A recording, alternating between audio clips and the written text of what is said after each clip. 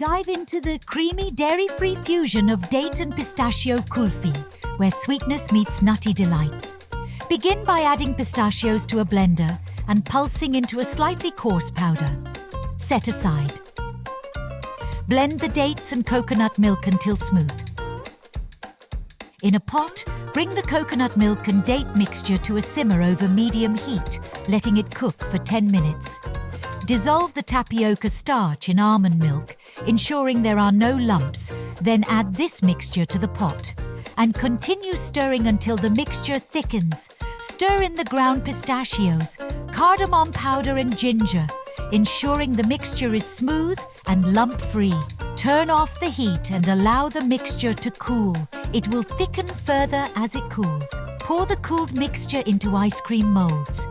Freeze for at least 4 hours or overnight. To demold, gently pull on the stick. For an optional twist, melt dark chocolate in a stainless steel bowl set over a pan of simmering water. Dip each kulfi into the chocolate, then sprinkle with chopped pistachios. Savor the creamy delight of our date and pistachio kulfi, a perfect blend of sweetness and nutty flavors. Don't forget to follow for more nutty delights.